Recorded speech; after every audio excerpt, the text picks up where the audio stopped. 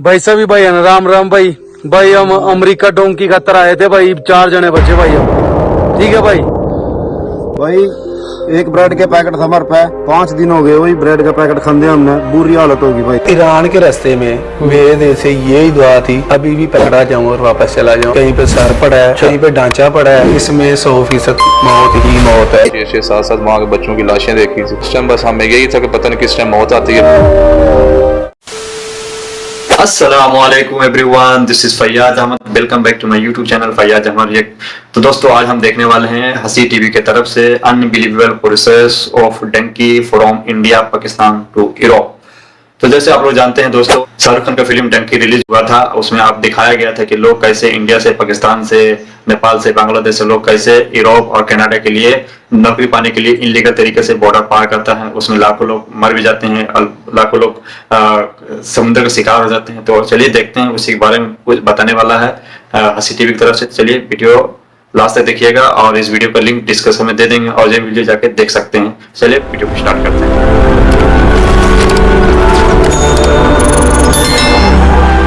अस्सलामुअलैकुम दोस्तों, मेरा नाम है असीब शफकत और आप देख रहे हैं हसी टीवी।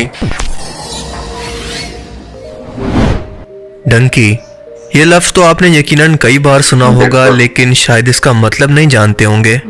डंकी लगाना एक ऐसा तरीका है जिसके अंदर कोई शख्स गैर कानूनी तरीके से किसी गैर तरक्की याफ्ता या पसमानदा मुल्क से एक तरक्की याफ्ता मुल्क का बॉर्डर क्रॉस करके वहां पर पहुंच जाता है।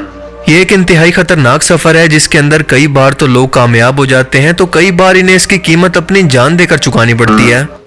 इतने खतरनाक सफर के बावजूद हर साल डंकी लगाने वाले लोगों की तादाद के अंदर मुसलसल इजाफा ही होता जा रहा है। पूरी दुनिया के अंदर सबसे ज्यादा डंकी अमेरिका और मैक्सिको बॉर्डर पर लगाई जाती है, जहां दुनिया भर से और खुद मैक्सिको की आवाम गैर कानूनी तरीके से इस खतरनाक बॉर्डर को क्रॉस करने की कोशिश करते हैं। और यहाँ पर बॉर्डर पेट्रोलिंग पुलिस, पानी की खाइयां और फेंसिस से बचते हुए इन्हें कम से कम वक्त के अंदर इस बॉर्डर के पार जाना होता है, वरना इन्हें शूट भी किया जा सकता है।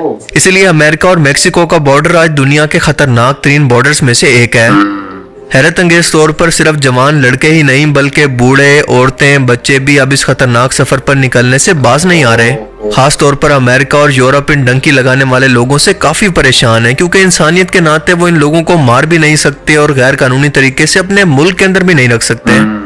आमतौर पर गैर तरक्की याफ्ता मुल्कों के लोग अच्छे मुस्तकबिल की तलाश के अंदर डंकी लगाकर इन मुल्कों का रुख करते हैं, क्योंकि वो इन मुल्कों की लीगल वीजा रिक्वायरमेंट को पूरा नहीं कर पाते। ये लफ्ज डंकी इसलिए रखा गया है कि ये बिल्कुल गधे की तरह बिना किसी डायरेक्शन के और बिना किसी मकसद के बस एक सफर पर चल पड़ते हैं। इस वक्त अमेरिका में 12 मिलियन से ज्यादा लोग गैर कानूनी तौर पर रह रहे हैं, जिनके अंदर ज्यादातर तादाद इंडियंस और मैक्सिको के लोगों की है।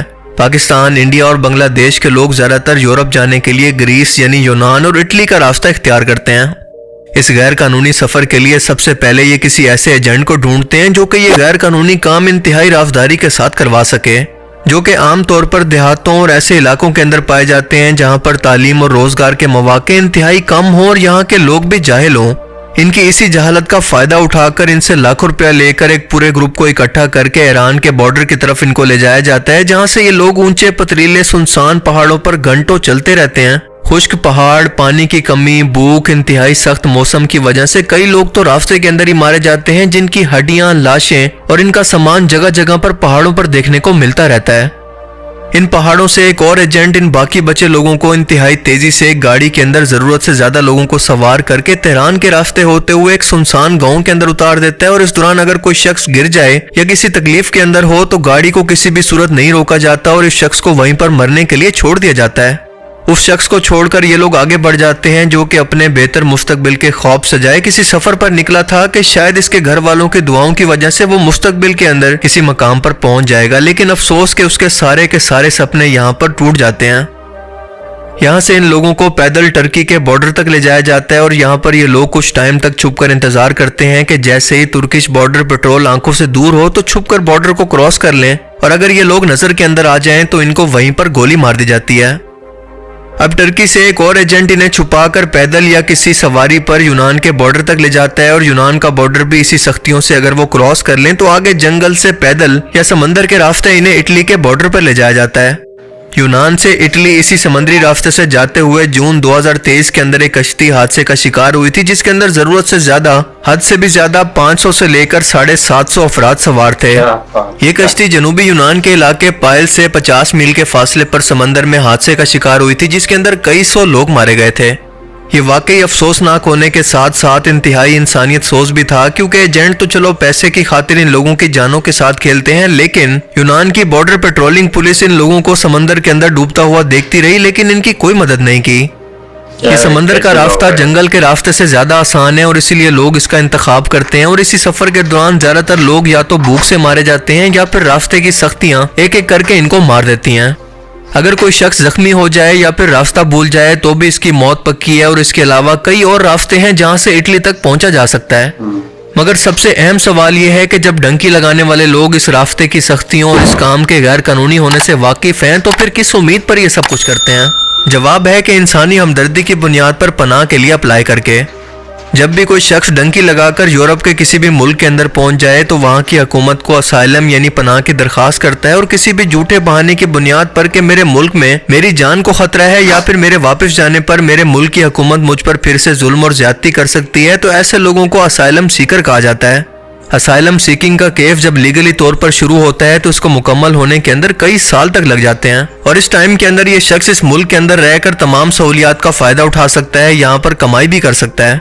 इसी वजह से हर साल असाइलम सीकर की तादाद यूरोप और अमेरिका के अंदर हद से ज्यादा बढ़ती जा रही है, और एक अंदाजे के मुताबिक फ्रांस के अंदर तकरीबन 1.5 लाख केसेस, जर्मनी में भी 1.5 लाख के करीब, इसके बाद स्पेन, इटली, पुर्तगाल जैसे मुल्कों के अंदर इनकी सबसे ज्यादा तादाद मौजूद है। हैरत की बात तो यह है कि यह प्रोसेस सिर्फ यूरोप तक ही महदूद नहीं रहता, बल्कि खुद यहाँ यूरोप के लोग भी गैर कानूनी तरीके से डंकी लगाकर यूके के अंदर घुसते हैं। जो लोग अनजाने के अंदर एजेंट्स की चकनी चुपड़ी बातों के अंदर और उनके सुहाने ख्वाबों पर यकीन करके इस डंकी के जरिए सुनहरे मुस्तकबिल का ख्वाब देखते हैं, वो यकीनन एमको की जन्नत के अंदर रहते हैं। ये लोग अपनी जहालत की कीमत अपनी जान देकर उतारते हैं। और अगर आप किसी यूरोपियन मुल्क के अंदर जाना चाहते हैं तो इसके लिए आज हर तरह के ऑप्शन मौजूद हैं। अगर आप एजुकेशन वीजा के जरिए जाना चाहते हैं तो ये सबसे बेहतरीन ऑप्शन है, और अगर आप पढ़े लिखे नहीं हैं और स्किल्ड लेबर के तौर पर जाना चाहते हैं तो कोई हुनर सीख कर आप वहां पर रोजगार कमा सकते हैं।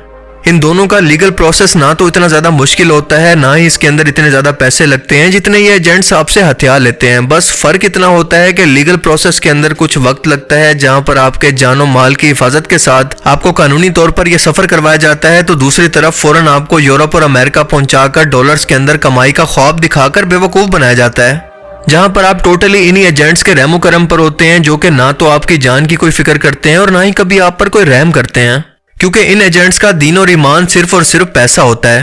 सो सिर्फ इस जल्दी की खातिर अपनी जिंदगी का सौदा करना भला कहाँ की अक्लमंदी है? आपकी जिंदगी सबसे ज्यादा कीमती है, क्योंकि ये सिर्फ आपकी जिंदगी नहीं बल्कि आपके घर वालों की जिंदगी और इनकी उम्मीदें भी आपके साथ जुड़ी हुई हैं।